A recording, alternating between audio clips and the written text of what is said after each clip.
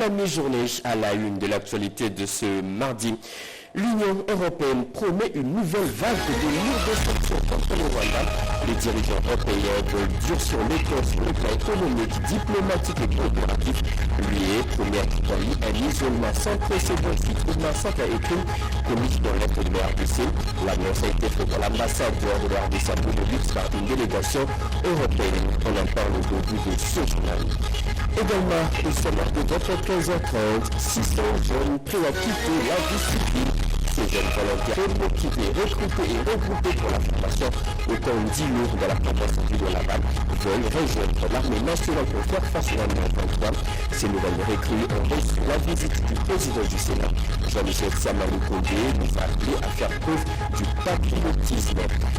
Et enfin, au Kasaï, le premier coup de pelleteuse pour les chantiers de la déviation de la politique nationale numéro 1 vient d'être donné dans le territoire de Chikapa.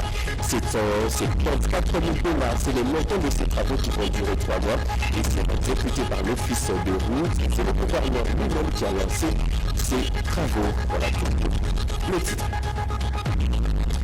Mesdames et messieurs, bonjour et bienvenue à vous sur le régional, la radio-télévision nationale congolaise. Je le dis au sommaire, l'Union européenne promet une nouvelle vague de lourdes sanctions contre le Rwanda. Les dirigeants européens veulent durcir le ton sur le plan économique, diplomatique et coopératif. L'UE promet à Kigali un isolement sans précédent suite aux massacres et crimes commis dans l'est de la RDC. L'annonce a été faite à l'ambassadeur congolais à Benelux par une délégation européenne. Edi Tchala nous en parlait. L'Union européenne réaffirme son attachement à la souveraineté et à l'intégrité territoriale de la République démocratique du Congo. Elle annonce l'activation d'un train de sanctions à l'encontre du Rwanda dans les tout prochains jours. L'ambassadeur de la RDC au Benelux, le professeur Christian Dongwala Nkunku, a eu une réunion de travail lundi 3 mars 2025 avec Salvador Pinto da Francaru, conseiller Afrique au cabinet de Mme Kaja Kallas, autre représentante de l'Union européenne. Pour Franca, un catalogue de sanctions à l'encontre du Rwanda est prêt et va être activé incessamment. Sur base d'une épure qui a été validée par les instances compétentes, l'équipe de réaction de l'Union européenne est en train de travailler à la finalisation de la version définitive et que sur l'heure, toutes les entraves qui bloquaient l'application de cette train de mesures contre le Rwanda ont été levées, a ajouté le conseiller Afrique de Kaja Kallas, autre représentante de l'Union européenne. Et puis, ces chiffres, 600, c'est le nombre de jeunes Congolais prêts à quitter la vie civile. Ces jeunes volontaires très motivés, recrutés pour la formation au camp d'Ilo dans la province du Lualaba, veulent rejoindre en masse l'armée nationale pour faire face aux rebelles du M23. Ces nouvelles recrues ont reçu la visite du président du Sénat, Jean-Michel Samaloukonde, les a appelés à faire preuve du patriotisme avant de leur remettre de vivre et non vivre. Plus de précisions avec Janine Kalenga. Bienvenue Loussala et Julien Piala. Déterminés à sensibiliser et mobiliser les jeunes à intégrer l'armée congolaise pour défendre l'intégrité territoriale de la République démocratique du Congo, le président du Sénat Jean-Michel Samaloukonde a rendu visite aux jeunes nouvellement recrutés et regroupés pour la formation au camp Zilo situé à 30 km du centre-ville d'Ekolwezi. Il était accompagné du vice-gouverneur du Lualaba, des sénateurs, des députés nationaux et provinciaux, du directeur général de l'ARSP et autres notables du Lualaba pour encourager ces jeunes qui ont volontairement choisi d'intégrer le rang des forces armées congolaises. Porteur de messages forts d'encouragement, les speakers de la Chambre haute du Parlement les a exhortés à plus de patriotisme et d'engagement pour barrer la route aux envahisseurs. Il les a aussi félicités pour avoir répondu à l'appel du président de la République, Félix Antoine Tshisekedi Tshilombo, car c'est la patrie ou les sacrifices suprêmes face à l'agression dont est victime la RDC. Un bon père de famille, Samaloukonde, leur a apporté des dons en vivre et non vivre. Les femmes et filles des militaires ont reçu l'épargne en ce début du mois de la femme. Quelques jeunes en formation se sont exprimés pour démontrer leur sens élevé d'engagement pour la défense de l'intégrité territoriale de la RDC.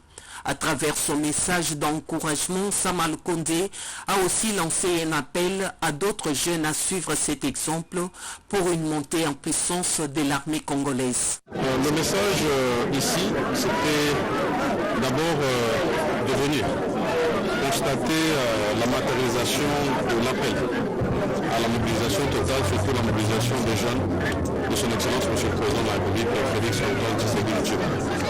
Après avoir eu des échanges avec toutes les couches de la société ici dans le Lualaba, nous avions pris l'engagement de venir visiter ce centre de recrutement pour voir les jeunes, ceux qui déjà ont pris la décision de s'engager dans l'armée pour défendre la patrie.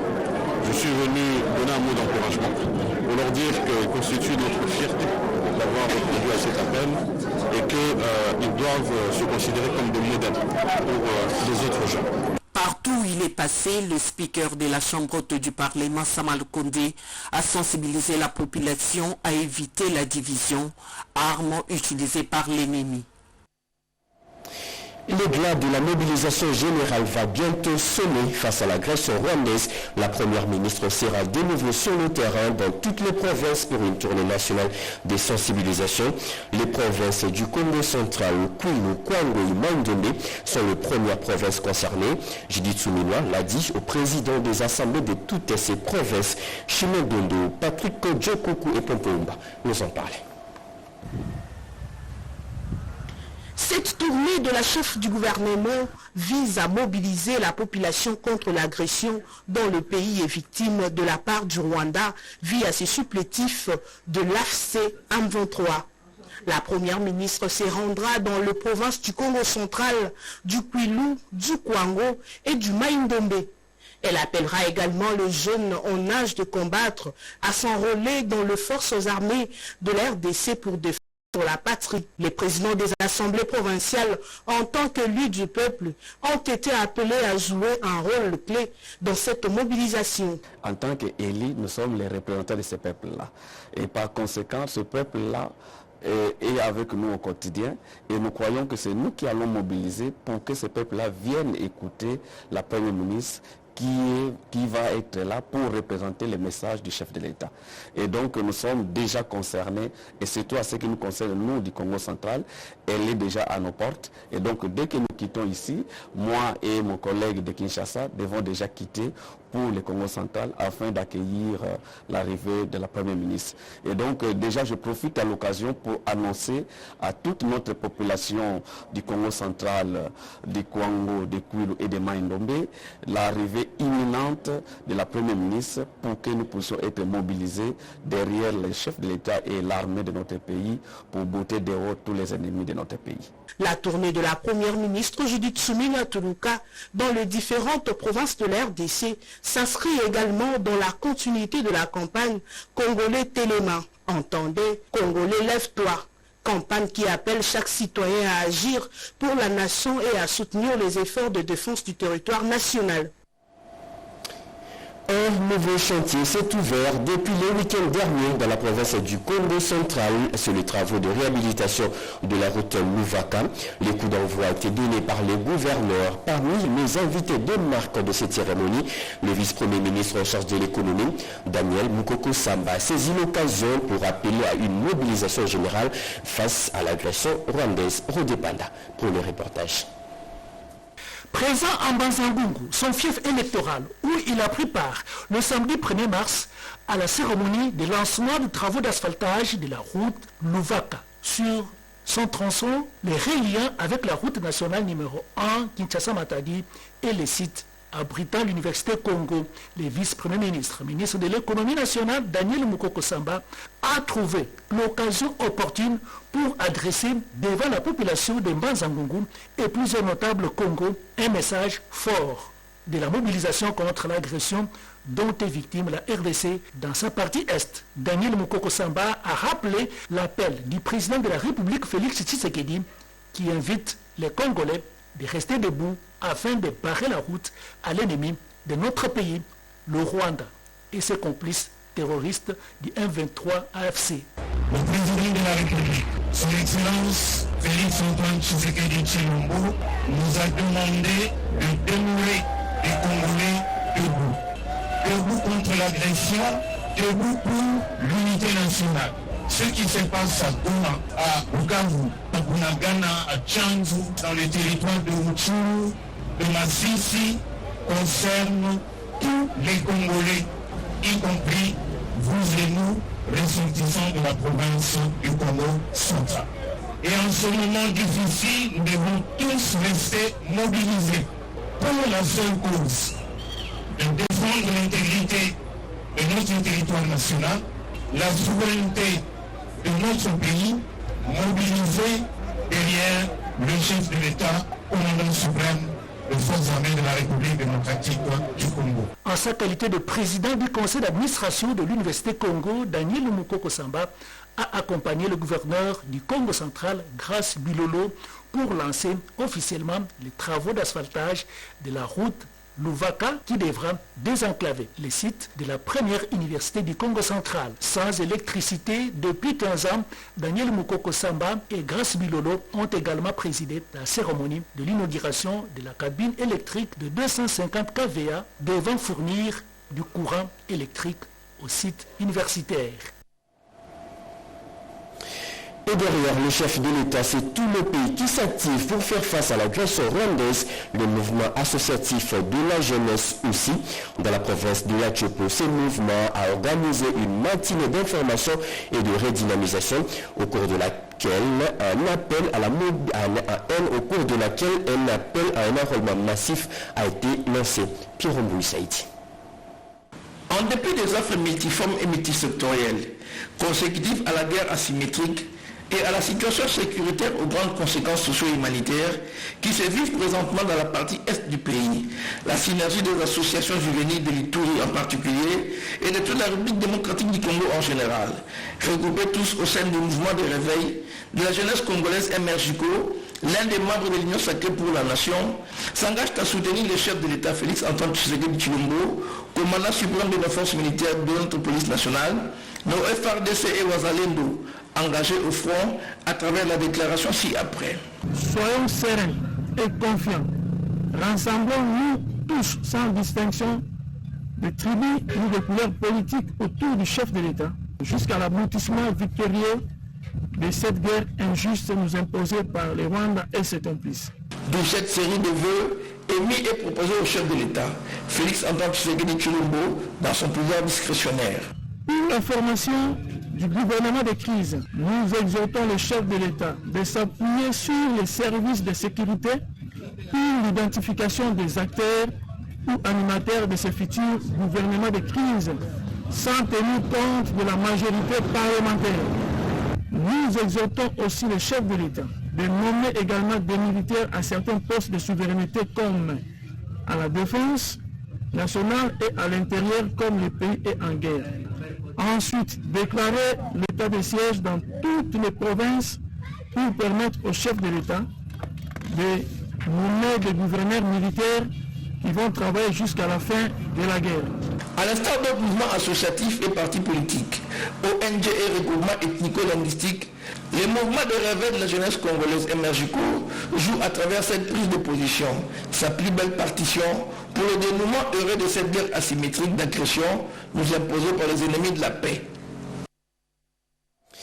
Le premier cours de pelleteuse pour le chantier de la déviation de la route nationale numéro 1 vient d'être donné dans le territoire de Chika par Okasei. 774 000 $, c'est le montant de ces travaux qui vont durer 3 mois et seront exécutés par l'office de route. Et c'est le gouverneur lui-même qui a lancé ces travaux. Accompagné d'une forte délégation de députés provinciaux, le ministre provincial des ITPR, l'équipe de l'office de route ainsi que l'équipe des bureaux techniques de contrôle, le gouverneur Crispin Mukendi Bukasa a lancé le travaux de déviation de la RN1 au PK 754 de Kinshasa, précisément à Bondodé, pour assurer la continuité des trafics lors de l'exécution des travaux de reconstruction des dallos dégradés. C'est après plusieurs cris lancés par l'autorité provinciale depuis son avènement à la tête de la province que ces travaux viennent de voir jour. Financés à la hauteur de 774 489,01 $, soit 28,87% par les FONER, et pour une durée de 3 mois, ces travaux seront exécutés par l'Office des routes. Son directeur provincial, Paul Loki Kachako, s'est dit déterminé à donner un résultat meilleur. Travaux préparatoires du site, terrassement par l'Assemblée pour réduire la pente qui est de 12% afin de faciliter le trafic des camions à haut tonnage. Travaux de la pose monocouche sur la partie à forte pente pour permettre une bonne adhérence des roues pendant ou après la pluie. Pour sa part, le gouverneur Crispin Mukendi Boukassa a témoigné sa gratitude envers le chef de l'État, Félix Antoine Tshisekedi Tshilombo, pour son implication et plaidé au gouvernement central l'ajout des fonds pour la continuité effective des travaux. C'est l'occasion de dire merci au président de la République qui s'est lui-même impliqué pour que ces travaux commencent. C'est vrai, comme vous l'avez suivi, c'est d'abord un préfinancement de 28%.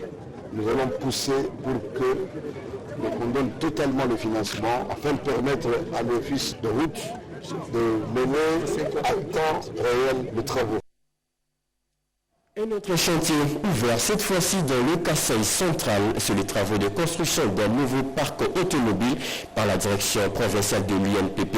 Un chantier très applaudi par quelques notables de la province puisqu'il vient de réduire le taux de chômage en milieu de jeunes.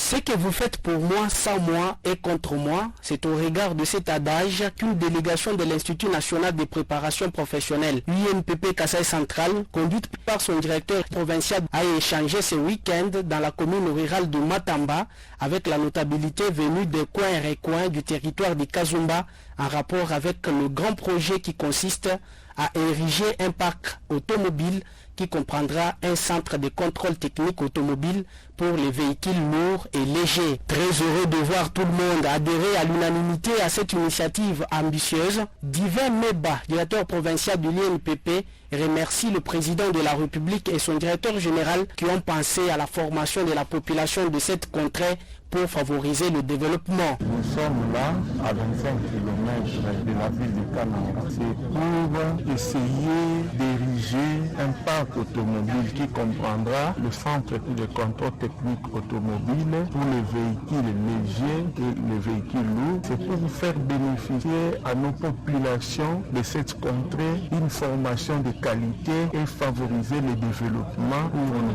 populations. Là, en passant, nous saluons l'implication de la notabilité des chefs qui nous entourent, qui ont adhéré à cette vision qui va de pair avec la vision du chef de l'État. Et là, nous saluons aussi le directeur général de l'INPP qui s'est impliqué pour que cette activité puisse faire bénéficier à la population. À l'occurrence, le directeur général Godefroy Chimanga Wamutwala. Je salue la dextérité d'abord.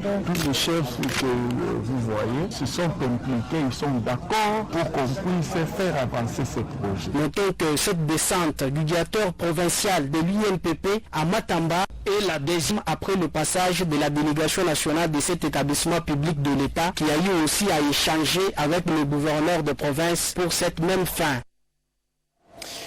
L'aumônerie Konasé Chapelain a de nouveaux aumôniers internationaux, juges de paix et conseils thérapeutiques anti-drogue, c'est ça l'appellation. Ces derniers viennent de recevoir des diplômes et des plaques diplomatiques. C'était au cours d'une cérémonie de graduation organisée à Kinshasa. Regardez. La salle de conférence du ministère des Affaires étrangères a vibré au rythme de la graduation de la 4e et 5e cuvée des nouveaux aumôniers internationaux juges de paix et conseillers thérapeutiques antidrogue formés par l'aumônerie Konasé Chapelain. Le commandant pays de la Konasé Chapelain, le pasteur David Moutoua de Lumba, a rappelé aux nouveaux aumôniers que ces jours marquent le début de leur mission. Chers aumôniers de la 4e et 5e cuvée, vous n'êtes pas des simples diplômés, vous êtes des envoyés, des porteurs de paix, des bâtisseurs, des réconciliations. Votre vocation exige sacrifice, application et engagement inébranlable. Le commandant Afrique de la Konasé Chapelain, le général Dionébert Tandem Mila, est quant à lui revenu sur la gestion des problèmes. Certaines révélations font clairement comprendre que 4 80% de l'existence de l'homme est façonné par les problèmes qu'il traverse. Et ce n'est pas ce qui t'arrive qui détermine qui tu es, mais c'est ce que tu fais de ce qui t'arrive qui détermine qui tu es. Le problème tombe sur l'essence du miracle. Parce qu'une vie sans problème est une vie sans gloire. Sous décision du commandement global de la CONACE Chaplin, le colonel David Mukele Luba a été confirmé en qualité du commandant RDC de la CONACE Chaplin.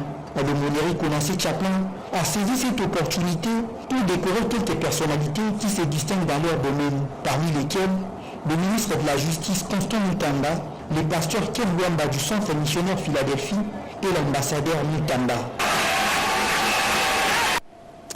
Et puis, ces interrogations, qu'est-ce que l'autorité de régulation et de contrôle de la couverture santé universelle, quelle est sa mission principale, des sujets qui ont fait débat au cours d'une journée de sensibilisation et de vulgarisation, une journée organisée à l'attention des responsables de plusieurs formations hospitalières. Rodépanda nous en dit un peu plus. C'est à l'Institut national pilote des sciences de santé que l'autorité de régulation de contrôle ARC CESU, un des 6 établissements créés pour la mise en œuvre de la couverture santé universelle, placé sous tutelle de la primature. Une séance de sensibilisation a été organisée pour les responsables des établissements de soins de santé sur la qualité des soins et la redevance dans les systèmes de la CSU. Plusieurs responsables étaient de la partie, dont les chefs de division de la santé, la médecin chef de zone, le programme dans les systèmes de la couverture santé universelle. Premier intervenant, le docteur Ige Fariala, DG de l'autorité de régulation et contrôle ARC CSU, qui a fait observer une minute de silence en mémoire de compatriotes décédés à l'est du pays. Il a rappelé à l'assistance la mission, les attributions et la place de l'ARC CESU dans le système de la couverture santé universelle. Le docteur Ntona, l'un des intervenants, directeur du programme de soins de santé primaire, a abordé la question sur les soins de santé primaire en RDC, enjeux et perspectives, suivi du docteur Lunganga, DG adjoint de l'ARC CESU, qui a abordé les modalités de paiement des redevances, de la régulation des services et des soins de santé. On devait sensibiliser les établissements qui sont impliqués dans la prise en charge des nouveau-nés, des femmes enceintes, à l'utilisation des outils qui leur permettent d'offrir les soins de qualité à tous ces bénéficiaires de ces programmes de la gratuité de la maternité. On ne peut pas parler de soins de qualité si on n'a pas de guides thérapeutiques qui sont déjà normés. Il faut dire que la mission principale de l'autorité de régulation et de contrôle est de veiller au maintien de l'équilibre général du système de la couverture santé universelle RDC. Restons encore momentanément dans le domaine de la santé. Les femmes et épouses des militaires du Congo-Congo viennent de bénéficier d'une journée d'échange sur les dangers du cancer du col utérin. Une journée organisée par la Fondation Grâce à ma mère, comme nous dit Sandra Nyank dans ce reportage. Le mois de mars, mois dédié à la femme, fait son entrée avec faste. Les épouses et veuves des militaires au Congo-Colo bénéficient grâce à la Fondation GRAM de la campagne de dépistage gratuit du cancer du col de l'utérus. La 4e édition de cette campagne au Congo-Colo a permis à plus de 300 femmes de comprendre cette maladie courante et silencieuse au cours de cette journée d'éclairage. Cette initiative vise également à les informer sur l'importance du dépistage précoce de cette pathologie meurtrière, facteur clé dans la prévention et la prise en charge efficace de cette maladie. La présidente de GRAM, Julie Suelemanika, interpelle les femmes sur l'importance du dépistage. Cette campagne entre dans le cadre de l'autonomisation de la femme parce que pour exercer une activité, il faut être dans un corps sain. Il faut être en bonne santé pour mieux exercer aussi son activité. Raison pour laquelle nous avons sensibilisé ces femmes. Nous leur avons donné ce don de consultation pour se faire dépister gratuitement. Les dépendantes de militaires ont eu droit à une tribune ouverte et sans embâge, animée par le docteur Rose Suelé, qui a éclairé leur lanterne sur les facteurs de risque du cancer du col utérin. Séance tenante, une centaine de femmes ont reçu les bons de consultation gratuites pour les examens appropriés au centre hospitalier Moncolé, où plus de 500 femmes seront dépistées gratuitement au moyen des examens de frottis et de coloration. La cour d'appel d'Inongo de la province du Mai-Ndombe a de nouveaux avocats, 33 au total. Ils ont prêté serment dans la salle d'audience de cette cour devant le premier président. Ils ont juré de respecter la Constitution et aussi obéir à la loi. Et je nous Dada Chabani. Le barreau de la ville d'Inongo a de nouveaux avocats. Ces récipiendaires de la 27e promotion de la 10e école de formation des avocats qui a son siège dans la ville d'Inongo ont prêté serment devant le premier président de la cour d'appel d'Inongo. Parmi ces derniers, l'honorable Pascal Longo. Il va désormais prester comme avocat au barreau d'Inongo avec comme tâche d'apporter l'assistance juridique en tant qu'auxiliaire de la justice et technicien du droit. Maître Aimé Pascal Longo est désormais inscrit dans l'ordre des avocats de la RDC et s'est dit très fier d'apporter sa pierre dans la consolidation de l'état de droit. Ça fait 25 ans, depuis que j'ai fini à l'UNIKIN, je n'avais jamais envisagé de prêter serment comme avocat, j'étais dans autre chose. Et que maintenant, j'ai pris l'engagement depuis 2022 d'être avocat. Je l'ai été en prêtant serment comme avocat stagiaire d'abord, c'était le 22 mars 2022. Et comme il y a des lois que 2 ans après l'exercice des stagiaires, qu'on renouvelle le serment pour devenir avocat inscrit au tableau. C'est l'exercice que je vais faire maintenant. C'est aujourd'hui le couronnement de tout comme un diplôme que je vais l'obtenir. Le premier président de la cour d'appel d'Inongo a salué l'admission de ses avocats dans sa juridiction. Ces nouveaux avocats vont apporter une valeur ajoutée dans l'administration de la justice dans la province de Mai-Ndombe. Cela montre toute dignité que oui, le Mai-Ndombe est en train de former. Et nous formons les avocats pour l'avenir de la nation et des clients qui vont les assister. À présent, nous allons faire le tour des différents kiosques à journaux pour vous parler des différentes actualités qui font la une ce mardi. La revue de presse, une sélection de Jean-Pierre Ndono Demazou et Jérès Tofunje. Regardez.